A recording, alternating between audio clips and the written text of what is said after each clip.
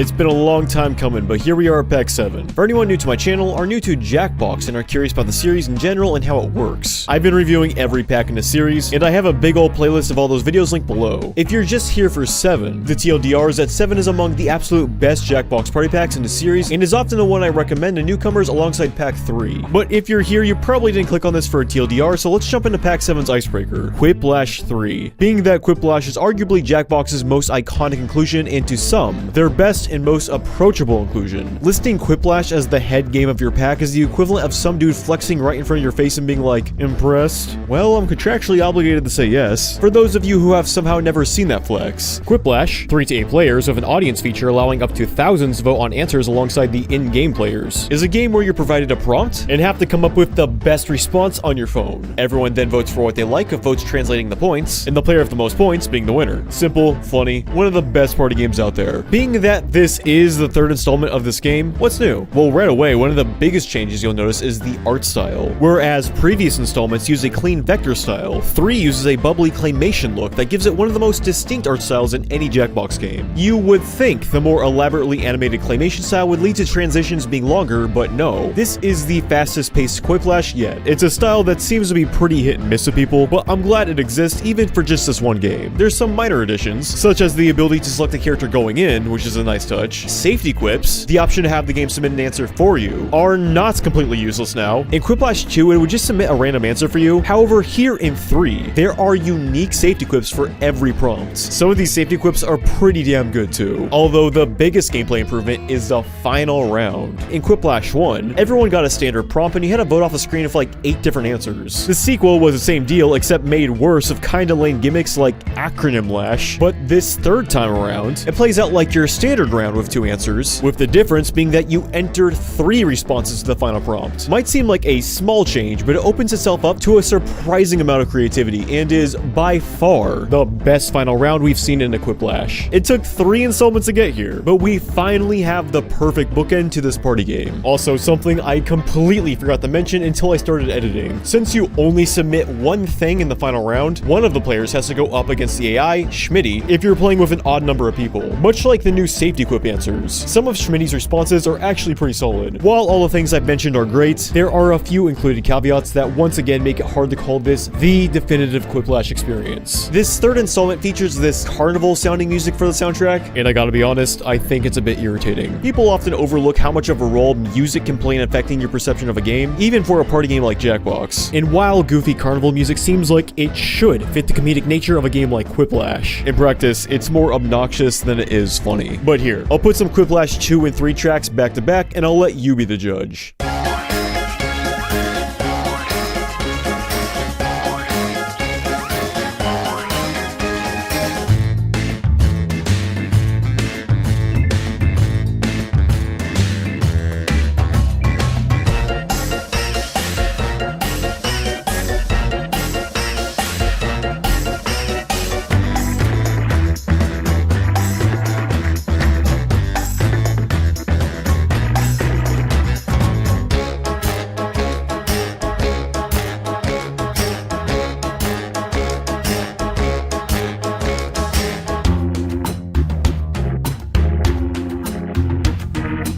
In my opinion, the Quiplash 2 soundtrack is not only better, but also creates for an atmosphere that feels more mature, cooler, I guess you could say. The other critique I have with 3 are the prompts themselves. This is such a subjective thing, but especially when comparing my recordings of Quip 2 compared to Quip 3, a lot of the prompts feel way more restrictive than 3. I don't know, something like, name a snack food from Mummies from 3 isn't nearly as open-ended as a prompt like, what's the worst thing to sell door to door from Quiplash 2. Obviously you're getting different prompts every play session, so it's not like they're all bad, but I feel in general, and even other owners of Jackbox 7 I've talked to seem to feel the same way, Quiplash 2 has the overall stronger prompts lineup. On paper, besides the music thing, this should be the better Quiplash, because even though bad prompts are a pretty big deal breaker, how do you even quantify something like a good or bad prompt? I would like to think that I'm a decently analytical guy. I often find myself in situations where I have to explain my dumbass opinions, so I've gotten pretty good at meticulously elaborating on why I think the things I think. Which is why it's frustrating that one of my biggest problems with Quiplash 3 isn't really something I can expound on. I can show you prompts I personally found to be weak, but every Quiplash has those. And even that's subjective anyway. The best I can leave you with is this. The prompts in Quiplash 3 being overall weaker than 2 isn't just something I've consistently noticed. It's something that's been felt and agreed upon with several different groups I played with at this point. Fortunately, custom prompts return so you can enter your own stuff, and there's even a featured content selection, which includes some extra episodes that were added post-launch. It's a bit frustrating now that we have 3 Quiplash games, and each one has just 1 or 2 things that hold the overall experience back. All 3 are still fantastic, of course, and easy go-tos for any party, but I'm once again in a position where I couldn't confidently tell you which of the 3 is clearly the best. Regardless, Quiplash is still as fun as ever, and it's a great lead for Pack 7. The devils and the details. Of all the games in 7, this was the one I was the most excited for. Sole reason being, it didn't look like anything else we've seen from the studio, and that's because it really isn't. 3 to 8 players take on the role of devils trying to live everyday life in a quiet suburban neighborhood, but you know, as a demon family. Amongst all of you, the overarching goal is to complete enough chores around the house to fill up this meter on the TV. If you do not fill up the meter past the marker, you all lose. So there's a bit of a cooperative element to the whole thing. Before moving forward, I should mention that 99% of this game takes place on your phone. This isn't like most Jackbox games where despite submitting stuff through your phone, most of the game happens on the TV. Here, you could basically remove the TV entirely and still get through a whole game of this fine. All of the gameplay is on your phone. Most everything on the TV just equates to eye candy that could have easily just been put on your phone as well. That sort of leads into a larger issue I have with the game, but let's get through the basics first. At the start of the game, you're chosen to be either a kid, a teen, or an adult. The age group you are assigned changes what types of tasks you can do, mostly in name however. The specifics of the task and how they are actually performed are virtually the same regardless of who you are. The game is broken up into 3 rounds, which are represented as days of the week, and on your screen is a list of all the activities you can do on that specific day, all of which provide a different amount of points depending on said activity. There are solo tasks, co-op tasks, challenge tasks, which are required to clear the day, and selfish tasks, which are basically solo tasks that give you huge points with a caveat. All of the interactions for a solo task are tapping, swiping, scrubbing, holding, rotating, and doing nothing. Every single chore in the game is made up of these actions. So even though each activity you do may have different visuals, the only thing that matters on your screen is whatever the text says to do right here. They all play out using the same set of aforementioned actions. The only task that feels substantially different being the ones that require searching through a phone book. Co-op tasks are by far the more interesting task by comparison. All of them involve one player relaying information on the screen to whoever else is helping them with the task. Stuff like directing a driver who will only see a small portion of the map, to describing an item on your screen for someone to find. Challenge tasks either take on the role of a solo or co-op task, but need to be done by the end of the day to progress. Despite being a competitive game at heart, there is a lose state for the entire family as a whole, so these should be done as soon as you can get to them. Finally, selfish tasks, as mentioned, are like solo tasks, except they provide a huge amount of points. The downside to doing them is that anytime one is cleared, a selfish meter fills up. Let it top off and the entire family gets punished. Selfish tasks can be cancelled out by other players. If you see someone performing a selfish task, you can click on said task to try to stop them. Successfully stop them and you're rewarded points. And that's basically all of it. Assuming the family reach all the requirements of getting through the day, all that family shit is put aside, and the winner is the player who got the highest individual score. I have so much to say about this game, I don't even know where to start. Full transparency, I am not a fan of this one. Although it isn't so much one overarching problem as it is a bunch of little things that add up. Let's start small and talk about interactivity. Simply put, the game is not as responsive as you would like. Between the 5 ways in which you were asked to interact with the games,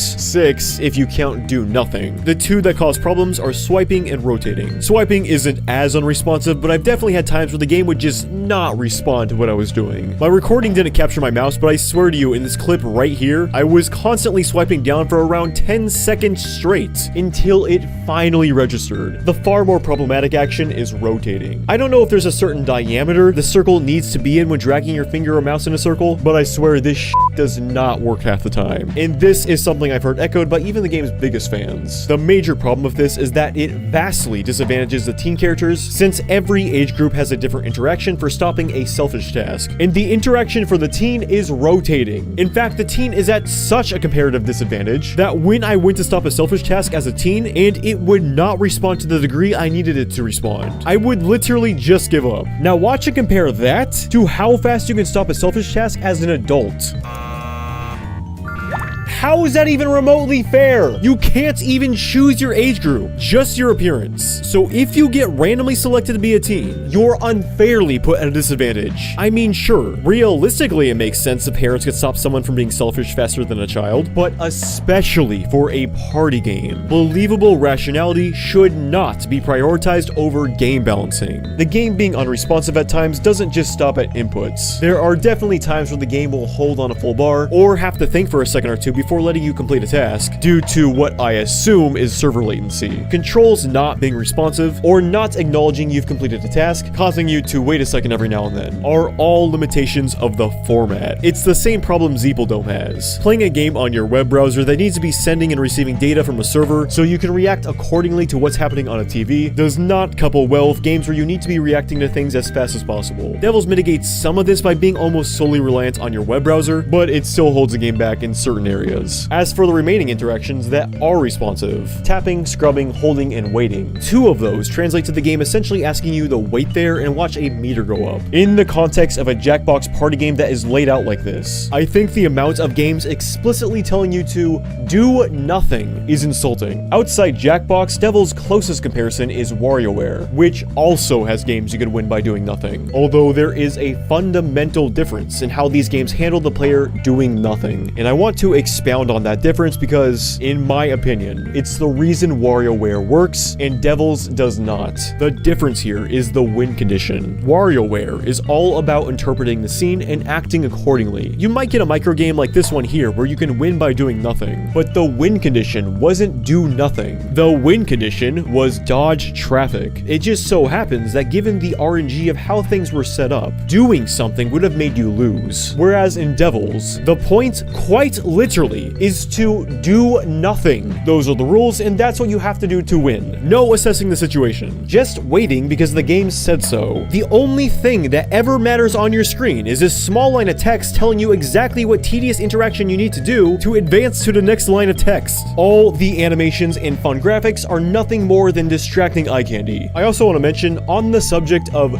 do nothing task, desktop players are at a distinct disadvantage due to using a mouse. Every single other interaction requires you to press either your finger or your left mouse button down. So on mobile, you can shake your phone all you want as long as you don't touch the screen. But for whatever reason, even though other interactions always require you to tap or hold down left click, moving your mouse cursor even a pixel resets the bar back to 0. It's extremely frustrating having to sit there idling even longer just because someone bumped your desk or you accidentally nudged your mouse half a centimeter. It's even more frustrating when you realize there is no reason to read the mouse position without a left input, whether it be swiping, scrubbing, or rotating. All actions that do take the mouse position into account need to be initiated by holding down left click. So why program the do nothing task to respond without it? F you if you have bad anxiety or something likewise that causes your hands to shake. The advocate's response to a problem like that is to get good. Maybe you should have been born better before bringing up a valid critique. Then there's the selfish task. I can only assume these were included to add another level of depth to the game, but I think it only hinders the game. To presumably deter players from constantly doing selfish tasks, there is a selfish meter that goes up as mentioned before, which can eventually lead to the entire family getting punished, but at that point, who cares? You have tasks that give you substantially more points, and the downside to doing too many is that you, but also every other person playing, gets punished. What? Let me create a hypothetical for you. Player 1 has 3,000 points. Then player 2 and 3 have 1,000 points. Player 1 is winning, right? Now I'm going to introduce a penalty that removes 200 points from each player. Now who's winning? Obviously still player 1! I swear they added this just so all the players can wag their finger at whoever set off the emergency. You know, so all the more impressionable players in unison will all go, "Oh, Justin, you scoundrel. Stop doing selfish tasks." You selfish boy. You stupid man.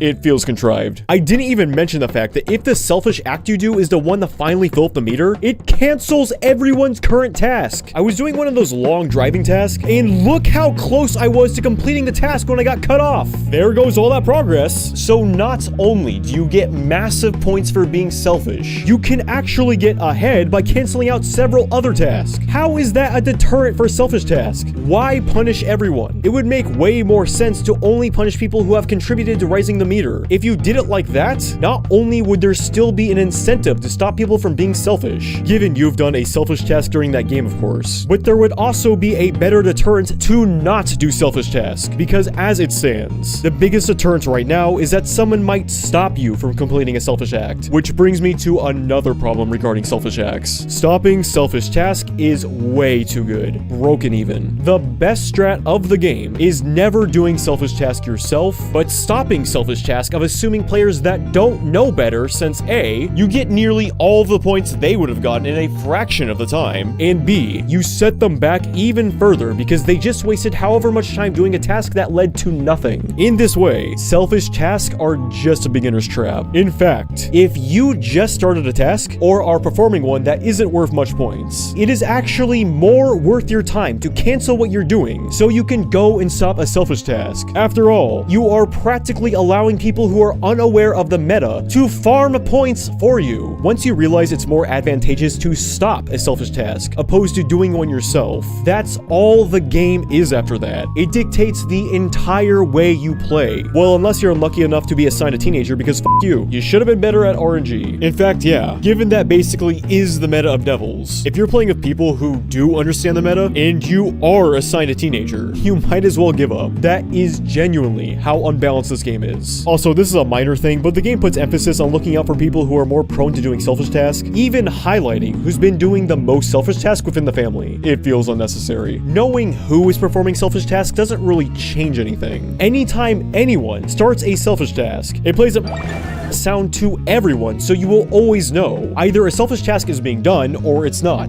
If you had to go out of your way to check on specific players to see what task they were currently doing, it would matter, but it's not set up like that. It's just you see a selfish task on your screen and who's currently doing it. That's all it is. Truthfully, they got it completely backwards. If the game is going to highlight anyone, it would make the most sense to highlight people who have been stopping the most selfish acts. That way, there would be an actual reason to look out for what people are doing, so you know the best time to start a selfish act is when said player is currently busy with a task they likely won't want to back out of. I swear every positive for this game has an equal setback associated. Like the cooperative tasks are good, they really play to the strengths of being a Jackbox game, since they are all built on communication. You're not bottlenecked by the game itself respawning like you are with the solo stuff. The bottleneck during a co-op task is explaining and understanding, which for something like this is where the challenge should come from. Plus, it's a game about a family, so shouldn't communication be the core theme? But it's ultimately undermined by the competitive aspect. For example, if there's a challenge task that requires multiple people to participate, the person being the least cooperative, aka the person who joins last, is rewarded the most. In this clip here, there was a challenge task that required the entire family, and we were trying to round up everyone for several minutes. We eventually got to the point where 4 of us were waiting for the last person to join, and we're just sitting ducks, wasting time while we wait for him to finish his task. Needless to say, anytime you're not doing a task is time you're not getting points. So normally in a situation like this, you would just leave. But because this is a competitive game with cooperative elements ham-fisted in, we have to wait here because the challenge task have to be done. If the player who joined last got less points, that could maybe balance us out, but no. Everyone gets an equal payout. This problem is made even worse for tasks that require 2 people, but let anyone else join after the fact. You can be doing your own solo task while other players are working hard completing a co-op task, then join in on their task right as they're finishing it, and get rewarded full points. How was something like this overlooked? I find it tone deaf that in a game that is supposed to be about a working family unit,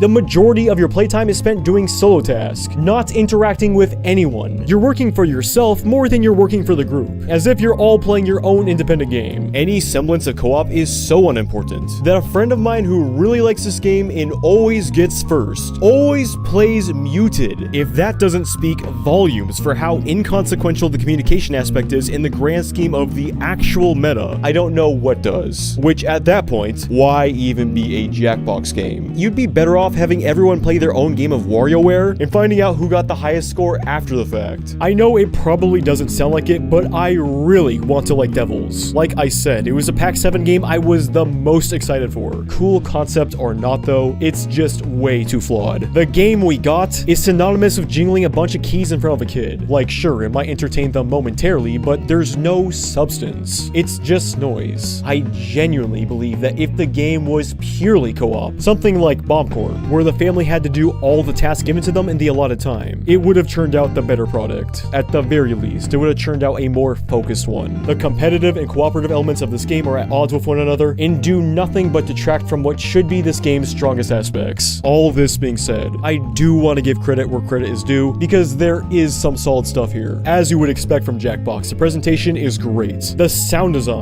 is particularly great. The music is a nice listen and very fitting. Even little audio cues like give the game a lot of style. Style is the key word here. Devils has a lot of it. The character designs are great. It's got a quirky but endearing sense of humor. They even made an intro cinematic with a theme song. Also, shout out to the interesting implementation of the audience feature. Devils has a cap of 8, but any additional players that join get to all play as the family's cat, Wampus. Playing as Wampus is similar to playing as a family member. You get a bunch of cat-related tasks like coughing up hairballs, scratching furniture, and any task completed as the cat become inverse tasks for the in-game players to perform. For example, if there's a task for the cat to get out of the house, the family in response will get a task to try to get the cat back in. Definitely one of the more creative audience interactivity in a Jackbox game, although much like the rest of the game, most of the interactivity is nothing more than tedium, another set of jingly keys. I hear people often tout Devils in the Details as one of the best Jackbox games. While it's something I don't agree with or understand, this is definitely a game that has its fans, seemingly a lot of them in fact. I don't think I've ever seen anyone online critique this game to the extent I just did now. Most audiences don't care to analyze something like Jackbox to the same extent they do other pieces of media. Devils is clearly entertaining, and for a lot of people, that's the only bar it needs to clear. But it wasn't a fluke. Jackbox became the pioneer and the pinnacle of these types of games. While Jackbox might be just party games to some people, exceedingly well-produced games like Trivia Murder Party or Push the Button would not exist if the developers perceived the series in that same light. So many of these games exist in the high quality they do, because even though they can just be unfairly reduced to just party games, they weren't made as just party games. They were thought out, analyzed, critiqued, and perfected by a studio that puts just as much effort into a party game as any other studio would put into games people regard as being higher art simply because they aren't scrutinized under its genre.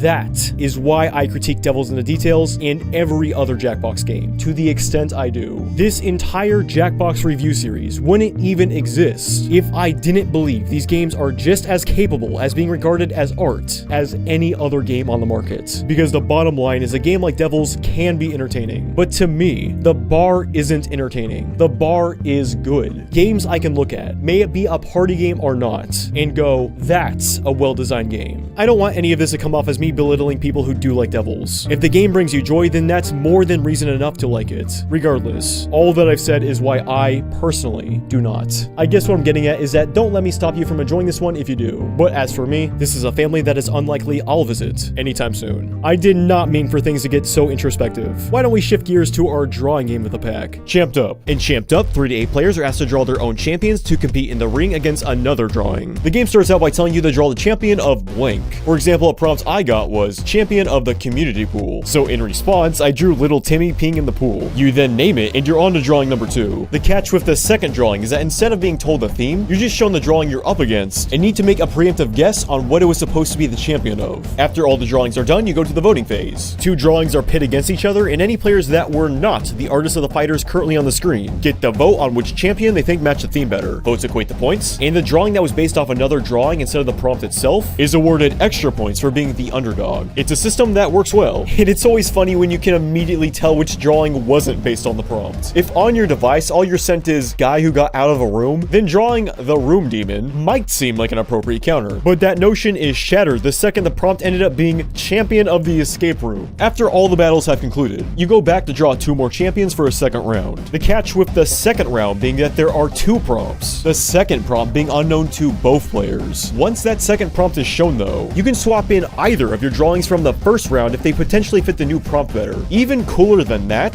is that if you play multiple games of this in a row, you can not only swap out to a champion from a previous round, but also a previous game. game, potentially making for a game that only gets better the more you play it. As you would expect, the player with the highest score by the end is a winner. Champed Up is one of the best drawing games Jackbox has ever put out. In fact, I'd argue the studio hasn't had a drawing game this good since TKO from Pack 3, which is ironic considering that in many ways, Champed Up is a spiritual successor of that game. Although there are a couple of things that give Champed Up the edge. The biggest perk of Champed Up is how good the drawing tools are. At the time of this review, they're the best we've seen in any Jackbox inclusion. Jackbox has never had a fill tool, so if you wanted to fill something in, it would always interfere with the line art of your drawing. However, in Champed Up, they've added a highlighter tool that will always draw behind the line art you did with a pen. Such a brilliant inclusion that makes a world of difference when it comes to the quality of the art you're able to do in this game. Bit of a minor compliment, but I also really like the color palette of this game. All of your color choices are almost exclusively bright neons and pastels, which on top of the improved tools at hand, gives the artwork you see in Champed Up a distinct look. Then you got the structure of the game that will either give you a prompt or an opponent's drawing, so you always have some direction on where to take your work. This is in contrast to TKO, where players sometimes sit there aimlessly because they don't know what to draw. The scoring, and by extension the winner, also makes a lot more sense in Champed Up. In TKO, you can make the best drawings and slogans that everyone uses, but since you do not get points for people using your submissions, the winner is nothing more than the person who is lucky enough to get the best combination of stuff to work with. Whereas in Champed Up, votes for your drawing directly correspond to points, so the winning player always feels justified. I also want to call attention to the hype as fuck presentation in this game. Whole game you're hearing the roars of the stadium, everything is constantly moving, including your artwork, which bounces in place almost like an idle animation in a fighting game, and that music is just, I mean, just listen to it.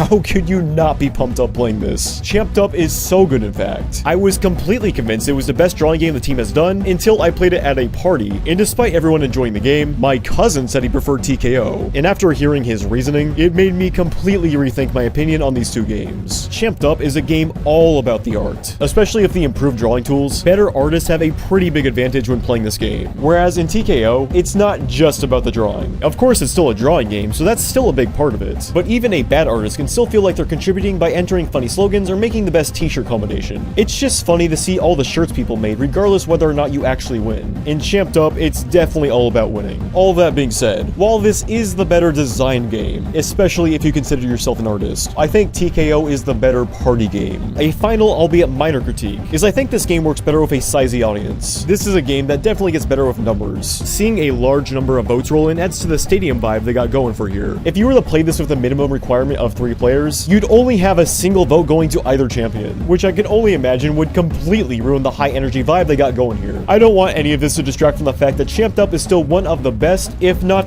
the best, drawing game Jackbox has ever put out. One of my all-time favorites we've seen from them for sure. I should briefly mention that through Jackbox.tv, you're able to turn all the drawings the players made throughout the game into trading cards you can have made and shipped to you. An awesome little extra, and it's not just for looks either. The cards all have different attributes and can be used to play the card game Champed Up slam down. Letting you buy the t-shirt you made in TKO is already a novel feature, but the fact they went out of their way to make a card game with its own unique rules that uses your art is really going above and beyond. Since it's a physical game not included in this pack, I won't be covering it here, but if it's something you'd like to see me talk about in the future, let me know in the comments. While Champed Up is great, whether you prefer it over TKO is likely going to come down to just how much you like the drawing element over all else a drawing game can be. But if you do consider yourself an artist, Champed Up is not a game you'll want to skip. Talking Points. Supporting 3 to 8 players and an audience. Talking Points is a presentation game where you know very little about the presentation you have to give, probably making this the Jackbox game that is the most reliant on improv, which is not a bad thing considering just how funny Talking Points always ends up being. Similar to Pack 5's Patently Stupid, the game starts by giving you fill-in-the-blank prompts you get to complete. All of those prompts get exchanged between players, and you have to pick one of 3 to do a presentation on. Once topics are chosen, players one by one give their presentations on said topic, guided by the assistance of another randomly assigned player. Your assistant gets to select what pictures and taglines will be driving your presentation. This is where most of the entertainment is derived from, because sure, you get to choose your topic, but since someone else is choosing your pictures, you're forced to weave your topic into a convoluted narrative that somehow relates to whatever just got thrown onto the screen. Since not even the person doing the presentation knows what picture they'll be narrating over, half the humor of the game comes from knowing the person presenting is making that shit up as they go along. Audibly hearing people's brains searching for what to even say about the picture on the screen is, oddly enough, something that really adds to the comedy and Talking Points. This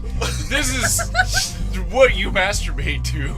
If you don't stop masturbating, I will destroy you. As the presenter, you can also draw and enter text on top of the pictures to add a visual aspect to your presentation. And as the viewer, you get to upvote or downvote the presentation in real time. The votes are turned into an averaged out graph at the end so you can see which parts of the presentation perform the best, and that graph is translated into points. The presenter's assistant also getting a cut of those points. So it's in their best interest to actually try to help the person they're assisting. Once everyone gives their presentation, it's time for the award ceremony where you make up a name for an award and give it to whatever presentation you enjoyed the most. Awards count for big points, since this is essentially the only voting that exists in the game. And although you do get points for the amount of upvotes your presentation got, a no-nonsense direct vote to whichever presentation you thought was the best is a much more concrete appraisal of who actually did the best. At least, I can only assume that's why your score is weighted so heavily by the rewards. Either way, points are tallied up and the player of the highest score wins. While I'm generally not the biggest fan of presentation games, I gotta give credit where credit is due because this is a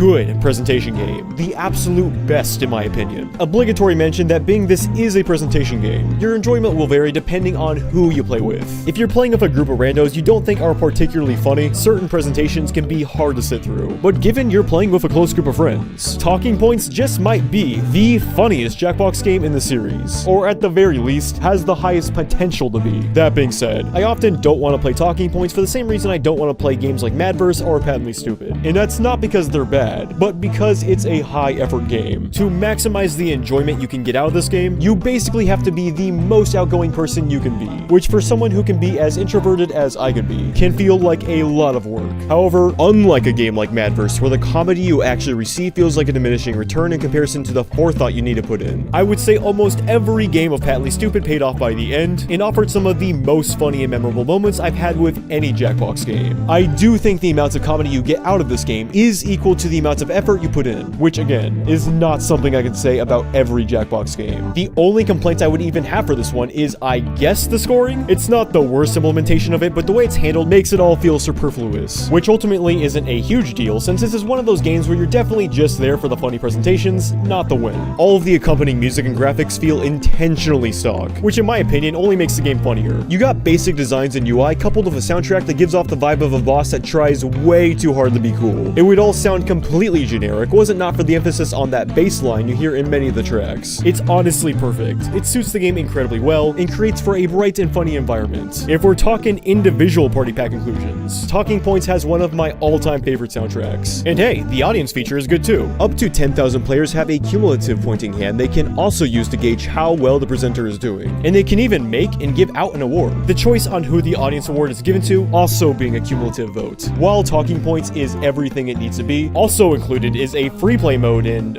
what the hell were they thinking with this one? First of all, while I usually have a background track when I'm reviewing a game, generally a song from the game I'm covering, I'm going to give you the true Talking Points free play experience by leaving it mute, since for whatever reason, this is the only Jackbox game or mode that start to finish has no accompanying music. Other than sound effects, it's dead silent. Free play is basically like if you stripped away all the improv and restrictions from Talking Points. You know, the things that make Talking Points fun, and replaced it with a system where you beat by beat make the exact presentation you're going to give. You pick out the exact pictures, the exact text. You're basically just making an actual presentation. In fact, given how it's all presented here, you'd be just as well off if you were to open Microsoft PowerPoints and make a game out of that. I don't even think that statement is hyperbolic either. I don't know whether or not to even count this as a game given its freeform nature. I mean, I could hear arguments for either side. The biggest argument on the it's a game side being that despite not having a screen highlighting the winner, it does have a results screen with everyone's score. So if it is a game, then it's the worst Jackbox game in the entire series. Especially given the zero sound design and lack of a winner screen, this doesn't even feel finished. Games like Word Spud are not particularly great, but it still feels like a completed game. But this